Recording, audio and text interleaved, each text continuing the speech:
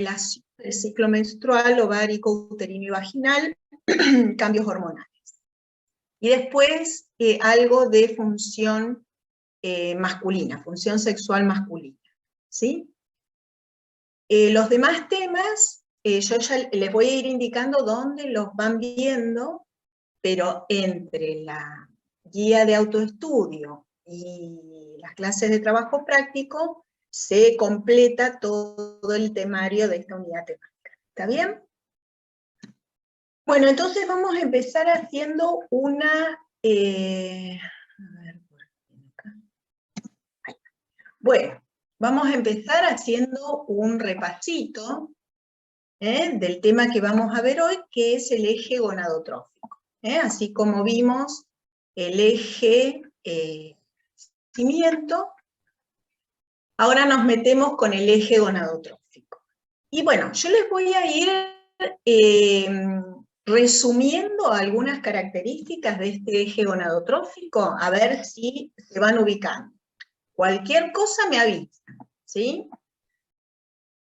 Bien.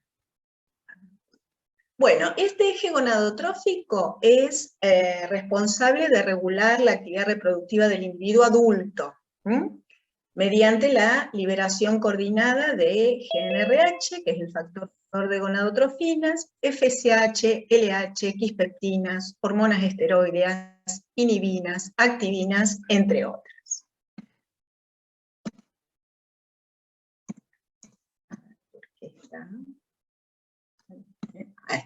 También promueve procesos neuroprotectores, facilitando las conexiones neuronales, promoviendo la supervivencia neuronal, a través principalmente de las hormonas esteroideas gonadales, y esto se da desde la pubertad. Hay gran cantidad de receptores para estradiol, progesterona y testosterona en la amígdala, en el hipocampo, el córtex, ¿sí? Y esto también explica un poco por qué durante la pubertad hay también cambios importantes en la cuestión emocional y en la cuestión relacional con los pares, con los padres, con los distintos miembros del grupo de interacción, y eso se explica mediante el efecto que tienen estas hormonas gonadales sobre el sistema nervioso central. Bien, además, durante la pubertad, es responsable del estirón puberal, de cambios en la composición corporal, del crecimiento y la maduración de los genitales y caracteres sexuales. Esto de pubertad lo ven en un trabajo práctico, ¿sí? Que es el que estuvieron ayer. Y nuevamente hablamos de pulsatilidad, así como había esa pulsatilidad de la hormona de crecimiento, el mismo concepto lo aplicamos a GnRH y gonadotrofinas. Entonces, la pulsatilidad de GnRH y gonadotrofinas, especialmente la LH, adquiere el patrón adulto al final de la pubertad. De manera que durante la pubertad se van produciendo modificaciones de este patrón pulsátil hasta lograr el patrón característico del adulto. Y esa es una de las características de la pubertad, en donde todavía el patrón pulsátil de las gonadotrofinas no está establecido.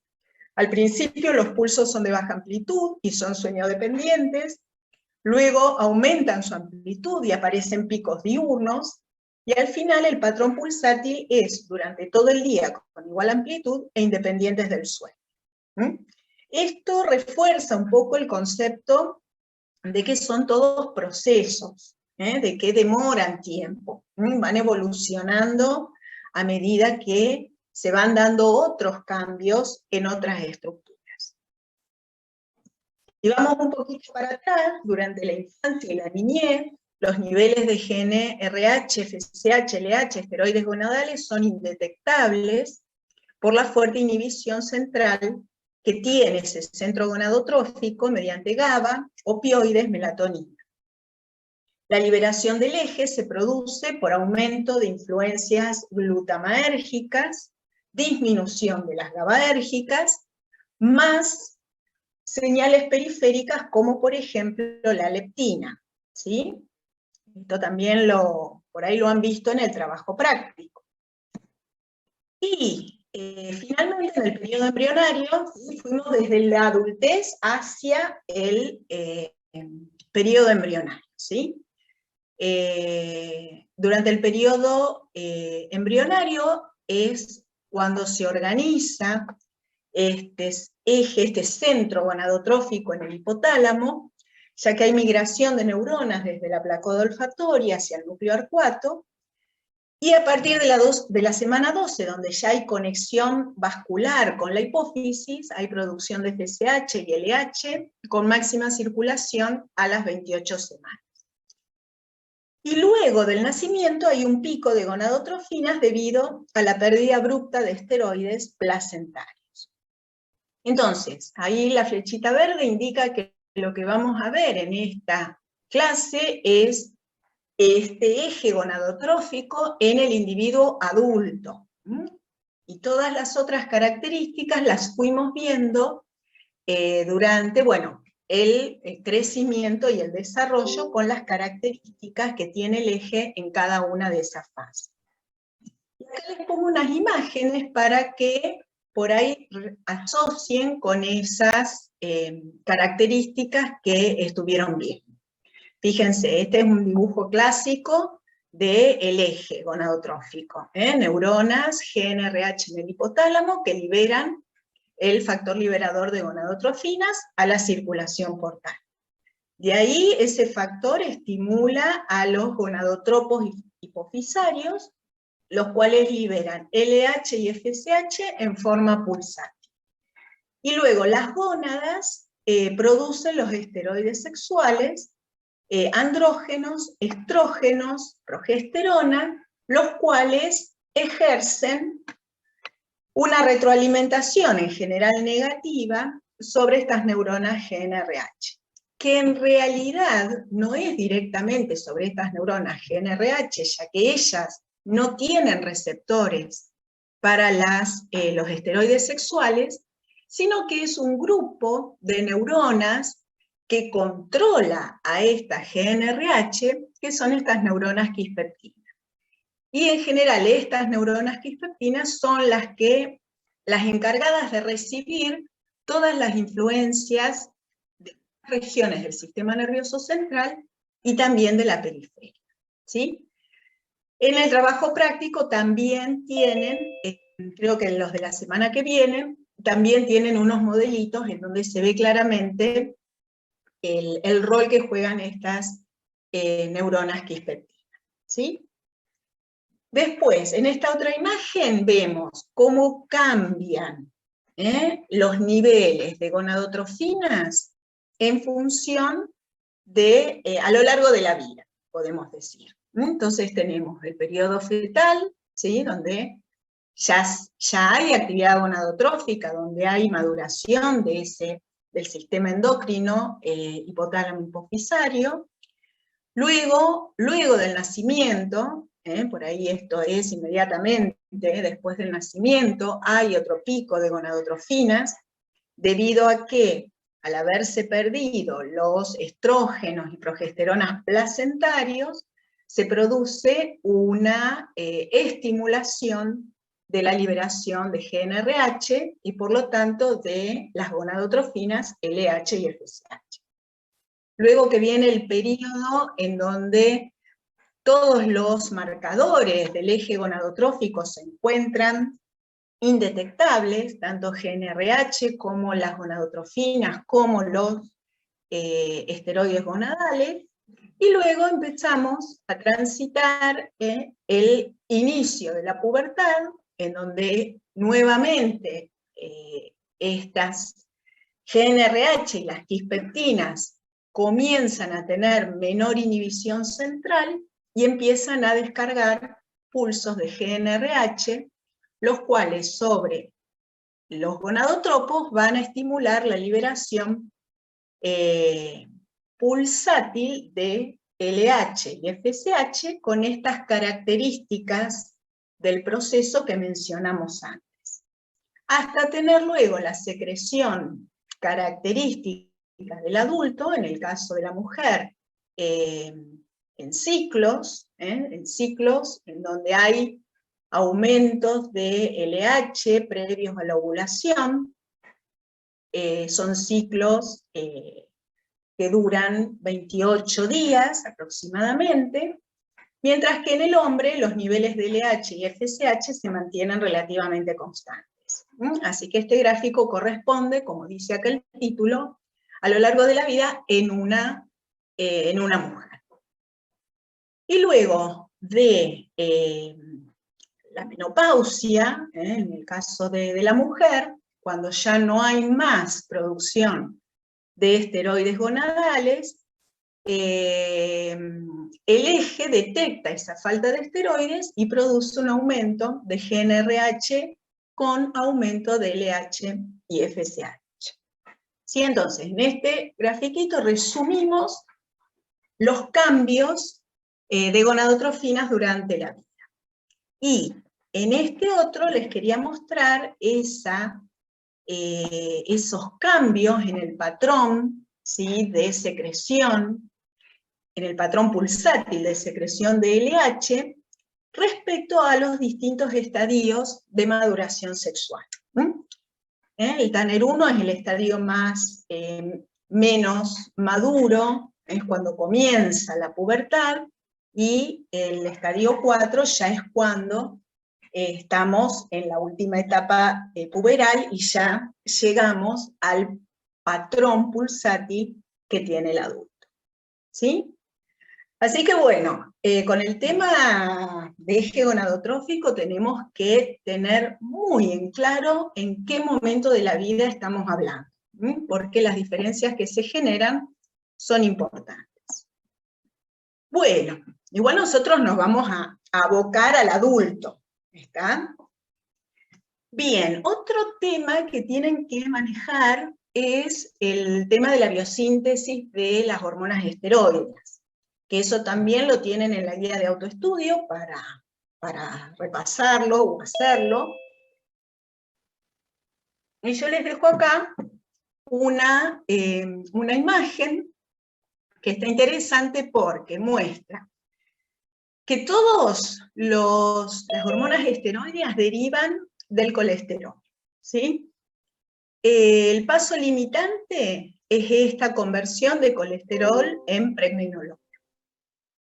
Todas estas moléculas que aparecen acá, sombreadas con amarillo, tienen 21 carbonos y pertenecen al grupo de los progestágenos, ¿sí? Y entre ellos tenemos la pregnenolona, la 17-hidroxipregnenolona, progesterona y 17-hidroxiprogesterona. Y la metabolización o el pasaje de una forma a la otra se produce por una 17-hidroxilasa y por una beta-hidroxideshidrogenasa. Entonces, vayan recordando algunos de estos nombres. Progestágenos son los que tienen 21 carbonos. Bien, hay otras moléculas de 21 carbonos que son los mineralocorticoides que se convierten a partir de la progesterona por una hidroxilasa, dando, bueno, la deoxicorticosterona, corticosterona, y luego por la aldosterona sintasa tenemos la aldosterona. Así que estos compuestos también son de 21 carbonos. Pero estos no los vamos a tratar ahora porque no son esteroides sexuales, ¿sí?, o gonadales, sino que son esteroides que corresponden a la región glomerular de la corteza suprarrenal. Después tenemos otro grupo, fíjense, de estos que son amarillos, que tienen 21 carbonos por acción de una 17-20 liasa, que corta la cadena, perdiendo 2 carbonos, tenemos todos los compuestos del grupo de los andrógenos que tienen 19 carbonos, ¿sí? Y entonces tenemos a la dehidroepiandrosterona y a la androstenediona, que luego, por la acción de la 17-beta deshidrogenasa, se convierten en androstenediol y testosterona. Y esta testosterona, por acción de una 5-alfa reductasa, se convierte en dihidrotestosterona. Así que todos estos tienen acción androgénica, ¿sí? La unión, ya vamos a ver, a los receptores puede cambiar la afinidad respecto al andrógeno del que estemos hablando, pero todos van a compartir las funciones generales de los andrógenos. Y cuando estos andrógenos sufren el ciclado de este grupo de carbonos por acción de la aromatasa, tenemos al grupo de los estrógenos, que característicamente tienen 18 carbonos, y entre ellos tenemos el estradiol, la estrona y el estriol. Bueno, amíguense con los nombres, por ahí los procesos o las enzimas, por ahí no lo vamos a evaluar a eso, excede nuestro alcance, pero bueno, por ahí utilizar el término correcto es importante, ¿sí? Entonces esto para que lo repasen. Y hablando de andrógenos, vieron la dehidroepiandrosterona como andrógeno importante durante la adrenarca, que es un periodo prepuberal, y esa dehidroepiandrosterona producida por la zona reticular de la corteza suprarrenal sigue aumentando hasta el momento, bueno, de la pubertad. Incluso durante la pubertad los niveles siguen altos, y esa dehidroepiandrosterona es importante para amplificar la respuesta de esa LH y FSH sobre los receptores en el ovario y en el testículo, aumentando la producción de estradiol y testosterona, lo que a su vez contribuye a la maduración del eje gonadotrófico.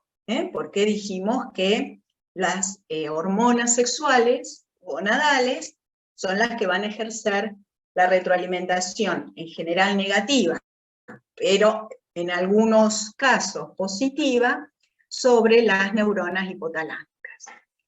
Y más en este momento, en el inicio de la pubertad, donde los valores de LH y FSH por ahí son bajos, todavía no tienen la pulsatilidad del adulto. Entonces ahí la dehidroepiandrosterona es importante para amplificar esa respuesta de las gonadotróficas. Bueno, y acá les presento el eje gonadotrófico en el adulto, ¿sí?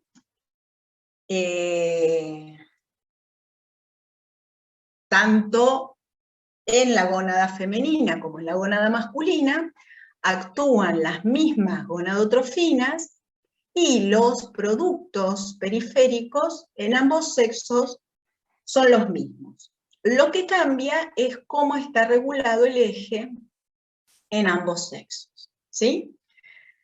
Entonces, la FSH, ¿sí? La FSH actúa en el caso del testículo sobre las células de Sertoli, estimulando, bueno, la espermatogénesis, sintetizando también la ABP, que es la Androgen Binding Protein, sintetizando inhibina, sintetizando estrógenos. Ahora lo vamos a ir viendo. Esta inhibina, en general, es la molécula, que es proteica, que genera la retroalimentación negativa sobre la hipófisis. La LH en el varón actúa sobre las células de Leydig, que son las responsables de producir los andrógenos, y estos andrógenos son esenciales para la espermatogénesis, ¿sí? Pero en sí, las células que controlan la espermatogénesis son las células de Certo. Estos andrógenos, característicamente la testosterona, es la que produce la inhibición por retroalimentación negativa de la hipófisis y del hipotálamo. En el caso del ovario, la FSH, que es la hormona folículo estimulante, va a actuar sobre las células de la granulosa del folículo, mientras que la LH va a actuar sobre las células de la teca. Las células foliculares van a producir los estrógenos, van a producir inhibina y van a producir actina. Estos estrógenos, fíjense cómo tienen doble línea. Normalmente, o en la mayor parte del ciclo, generan retroalimentación negativa sobre la hipófisis del hipotálamo, pero en un dado momento la retroalimentación es positiva. La activina ejerce una retroalimentación positiva y la inhibina una negativa. Y sobre las células de la teca, el producto esteroideo son los andrógenos, especialmente androstenediona, y estos andrógenos en realidad son utilizados por las células de la granulosa para producir estrógenos.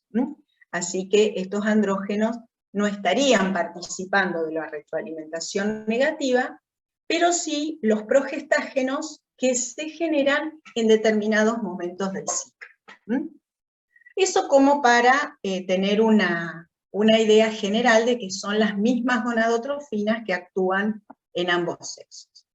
Y acá nos metemos entonces un poquito en el eje gonadotrófico masculino. Sí, FSH-LH, las células de Certo, el túbulo seminífero,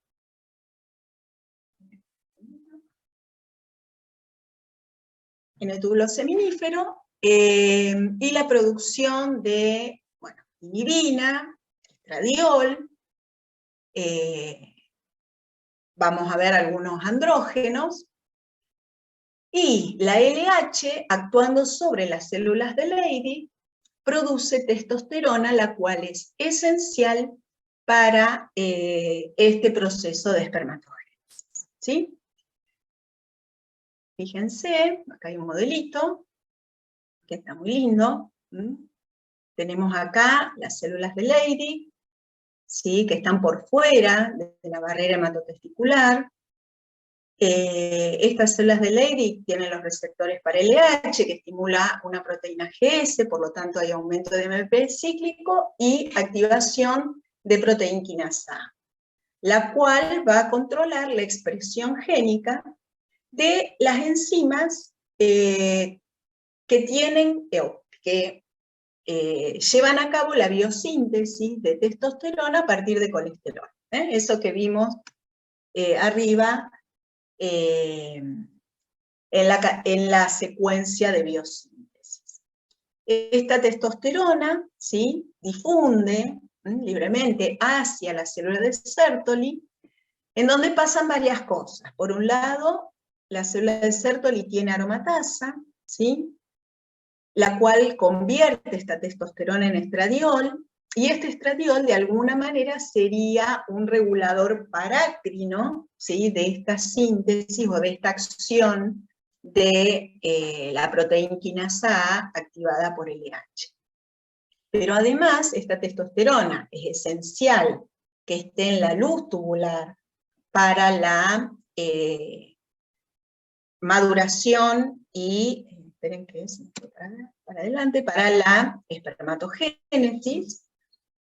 El aumento o la concentración de esa testosterona en la luz se facilita por la presencia de esta androgen binding protein, y también esta célula de Sertoli, por acción de la FSH sobre también receptor de membrana que actúa asociado a una proteína GS con aumento de MP cíclico y activación de proteína quinasa A, sintetiza, entre otros, esa aromatasa, esa binding protein, sintetiza también inhibinas y factores de crecimiento, ¿sí? Esas inhibinas van a ser una de las principales señales de inhibición de todo el eje gonadotrófico, y estos factores de crecimiento mantienen una comunicación entre ambos espacios, ¿sí? Y entonces, fíjense acá abajo les puse que ese feedback negativo, tanto de testosterona como de inhibina, mantienen una secreción relativamente constante, no cíclica, de gonadotrofinas que resulta en niveles constantes de andrógenos, ¿sí? Esa es la característica de los niveles de gonadotrofinas y de andrógenos en el varón, que se mantienen relativamente constantes. Bien, ¿no? En esta imagen vemos cómo esa testosterona circula, no solo la testosterona, sino en general, las hormonas esteroideas, cómo circulan en sangre, ¿sí? Van a circular unidas a proteínas de transporte. Las sexuales, tanto estrógenos y andrógenos, van unidos a la SHBG, que es Sexual Hormone Binding Globulin, mientras que la progesterona y los corticoides, ¿sí? Como corticoides y bueno, también la aldosterona, se unen a la transcortina, otra proteína con más afinidad para esos otros esteroides. Y también hay una pequeña, hay una fracción que viaja unida a la albúmina, pero es de baja afinidad, así que se liberan fácilmente. Recuerden que siempre, a pesar de, bueno, van unidas a proteínas en circulación, pero la fracción que ejerce el efecto biológico es la libre, que puede ingresar libremente a la célula y se une a receptores citoplasmáticos que van a unirse al núcleo y regulan la transcripción génica, ¿sí? Así que el mecanismo de acción es a través de la transcripción génica en el núcleo, como ya vimos que lo hacían también las hormonas tiroideas y el cortisol. Esto para que lo recuerden. Bueno, y acá, específicamente en el caso de la testosterona, tenemos otra característica, que es que una vez que desde circulación esa fracción libre va a ingresar a la célula, y dependiendo del tipo celular, puede ser que sea la testosterona la que se une al receptor y ejerce el control génico, pero puede ocurrir también que esa testosterona se convierta en estradiol porque el tejido tiene aromatasa, y ahora el efecto es mediado por receptores de estrógenos, que hacen lo mismo, controlan la expresión génica, o bien transformarse en dihidrotestosterona y actuar a través de un receptor específico. Entonces, por ahí, si bien la hormona en circulación mayoritaria es la testosterona, alguno de los efectos de esa testosterona puede ocurrir a través de algún otro receptor que no sea el de testosterona. Puede ser a través del receptor de estradiol o del de dihidrotestosterona. Bueno, y después tenemos acá, nuevamente, cómo varían esos niveles de testosterona a lo largo de la vida, y esto está relacionado con esa activación del eje gonadotrófico, así que tenemos esa testosterona durante el periodo fetal, esencial para la diferenciación de las gónadas. Luego tenemos este pico post-nacimiento que tiene que ver con esa activación del eje, luego de la pérdida de los esteroides placentarios. Luego tenemos el periodo en los cuales los niveles de testosterona son indetectables, y luego a partir de la pubertad, lentamente los niveles de testosterona empiezan a aumentar, junto con la producción de esperma, y durante la fase adulta esos niveles se mantienen relativamente constantes, hasta que luego en la andropausia los valores empiezan a disminuir. ¿Sí? Bien. Y acá tenemos un resumencito de los efectos más importantes de la testosterona. ¿Sí? Efectos antes del nacimiento. Esta testosterona acá, que masculiniza el tracto genital, los genitales externos, promueve el descenso de los testículos hacia las bolsas escrotales. Luego del nacimiento, y ya en la fase puberal, promueve el crecimiento y maduración del sistema reproductor, obviamente esencial para la espermatogénesis, mantiene el tracto reproductivo durante toda la adultez, desarrolla el deseo sexual en la pubertad, controla por retroalimentación la secreción de gonadotrofinas, tiene que ver, o es responsable de los caracteres sexuales secundarios, como el patrón de crecimiento del pelo, el engrosamiento de las cuerdas vocales, el crecimiento muscular, lo que da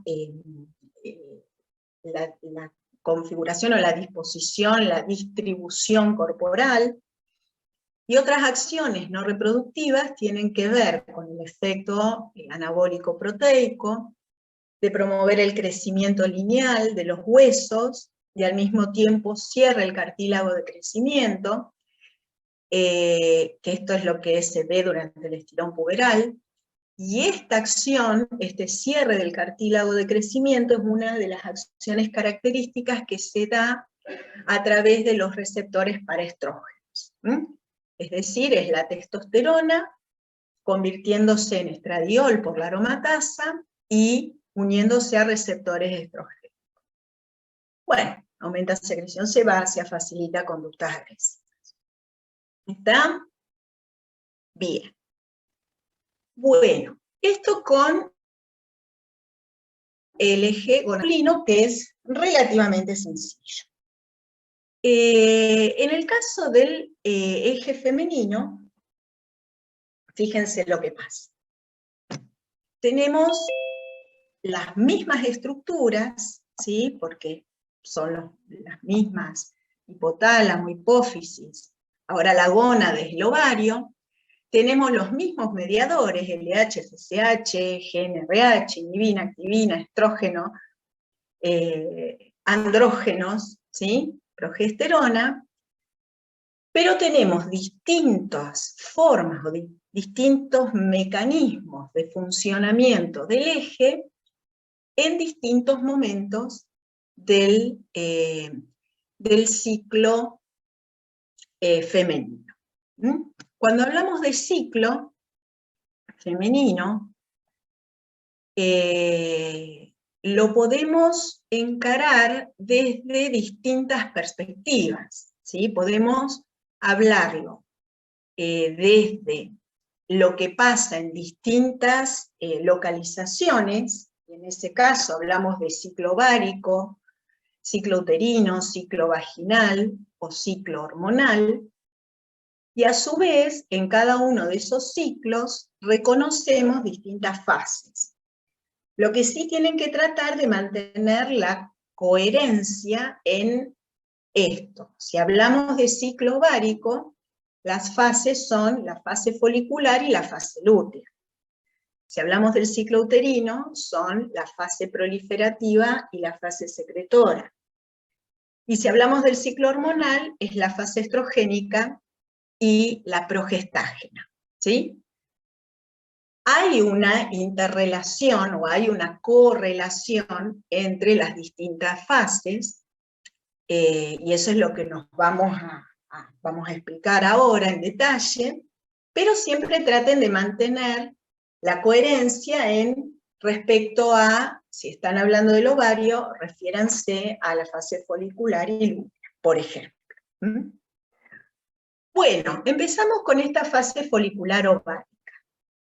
¿Sí? Entonces tenemos, ¿sí?, las células de la teca, las células de la granulosa, la LH haciendo blanco sobre las células de la teca y favoreciendo la producción de andrógenos, acá lo vemos, LH sobre células de la teca, favoreciendo la producción de andrógenos.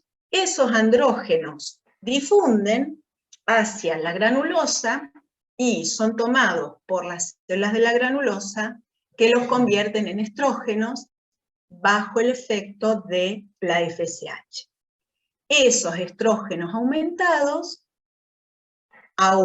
es decir, aumentan el tamaño y aumentan las capas de células granulosas, ¿sí?, que ejercen ese efecto, y a nivel de la hipófisis y del hipotálamo ejercen una retroalimentación negativa, ¿sí?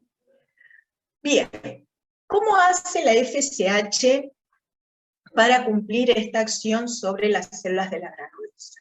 El receptor está acoplado a proteína G, S aumenta MP cíclico, y una vez aumentado ese MP cíclico, ocurren tres efectos principales.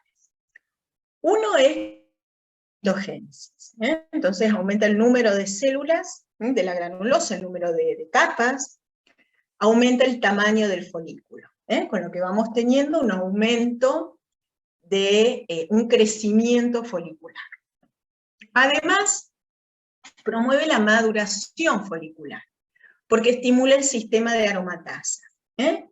Es decir, dentro de los genes que esa proteína quinasa A controla y promueve, se encuentran los genes para la aromatasa. Entonces, al tener aromatasa, estas células de la granulosa pueden convertir en un solo paso, rápidamente, los andrógenos de la teca en estradiol. Ese aumento del estradiol dentro del folículo aumenta más la actividad de aromatasa. Y esos altos niveles de estradiol también modifican la población de receptores de membrana. El estradiol, también con su acción sobre la transcripción génica, regula la cantidad de receptores que se expresan en la membrana.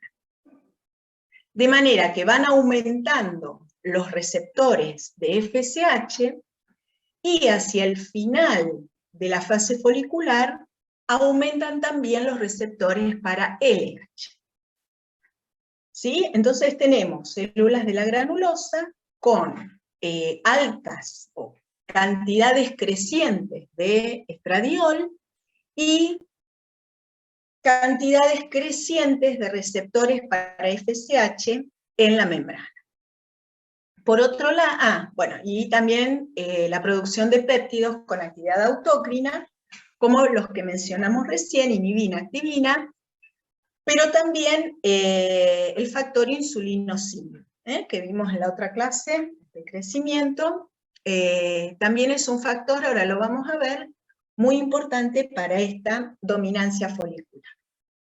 Bueno, la LH, por otro lado, ¿sí?, es esencial para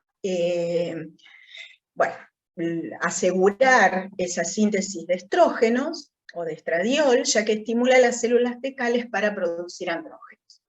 Estos atraviesan la membrana, se metabolizan estrógenos en las células granulosas que expresan actividad aromatasa. ¿Está bien? Entonces tenemos que a medida que va aumentando la cantidad de estradiol, porque van aumentando el número de células granulosas, van expresando cada vez más cantidad de receptores para FSH, y hacia el final de la fase folicular también empiezan a expresar receptores para LH. Bueno, ustedes saben que si bien varios folículos empiezan a madurar, durante esta fase folicular solo uno se constituye en dominante y es el que se convierte en folículo de De Graaf. ¿sí? Entonces, ¿cuál de todos esos folículos que empiezan a madurar es el que se hará dominante?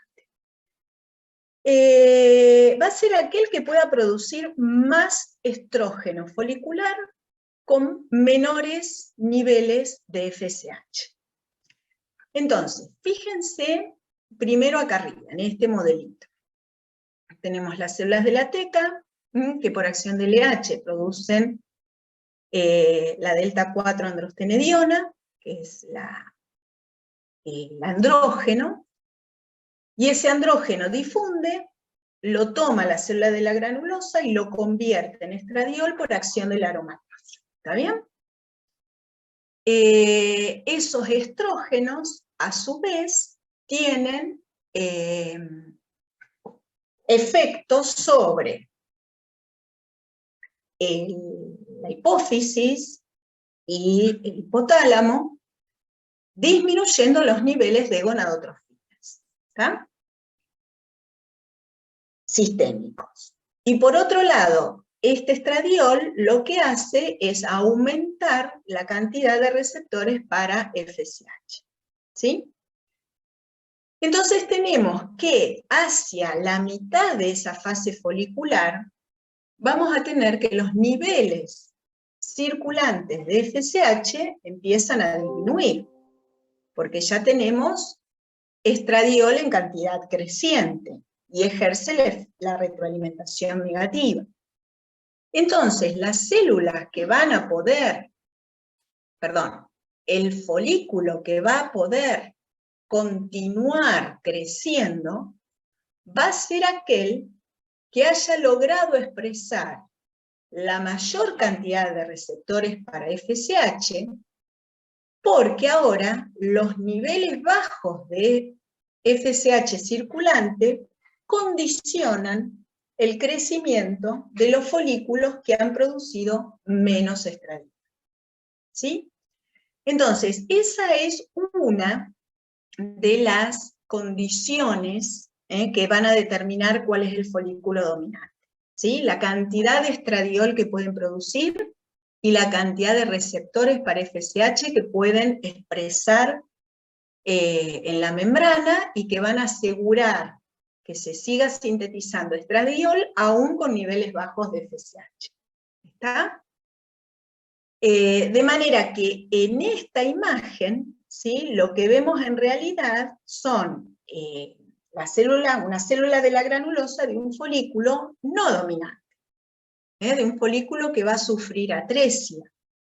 ¿Por qué? Porque si mantuvo la misma cantidad de receptores que venía teniendo, porque su producción de estrógenos no fue tanta, y eso tiene que ver con la capacidad biosintética de esa célula, con la capacidad de la teca de ese folículo de producir andrógenos, y con la capacidad de este estradiol para controlar la expresión génica. Entonces, este folículo, cuando los niveles de FSH empiecen a bajar, porque ya hay algún folículo produciendo gran cantidad de estradiol, ya con esa población limitada de receptores para FSH no va a poder seguir produciendo estradiol a partir de andrógenos.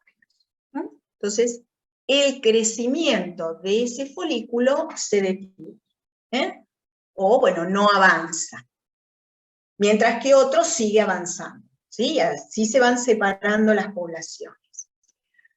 Pero hay otra condición más, y tiene que ver con lo que pasa en la célula de la teca. Al no producir estradiol, la célula de la granulosa, estos andrógenos de la teca se convierten a testosterona y de ahí, por la 5-alfa reductasa, a dihidrotestosterona. Entonces, no solo no tenemos estradiol en la célula de la granulosa, sino que ese folículo queda rodeado de una teca con alto contenido androgénico. Esas dos condiciones determinan que ese folículo se atrofia. Las células sufren apoptosis y ese folículo va a quedar atrésico, ¿sí? Otro efecto que genera el estradiol, ahora en el folículo que está dominando, que sigue creciendo, que sigue aumentando la producción de estradiol, que sigue aumentando el tamaño de esas células granulosas, la cantidad de esas células granulosas, la cantidad de licor folicular. Otro efecto que hace ese estradiol en el núcleo es sintetizar enzimas proteolíticas de las proteínas transportadoras de los IGF. Fíjense cómo otra vez el IGF vuelve a ser importante. De manera que se hidrolizan en el intersticio las proteínas transportadoras o las proteínas ligadoras de los IGF, el IGF queda libre, hay más IGF disponible, y esa combinación de alto estrógeno y alto factor de crecimiento insulinosímil asegura el crecimiento del folículo y su maduración a folículo de Degraf. Por otro lado, el bajo nivel de estrógeno o de estradiol, el ambiente androgénico, ¿sí?, con aumento de hidrotestosterona en las células de la teta, y altos niveles de las binding protein, de los factores de crecimiento insulinosímil, hacen que los IGF no estén tan disponibles, y por lo tanto todo ese ambiente local determina que ese folículo pase a la atresia.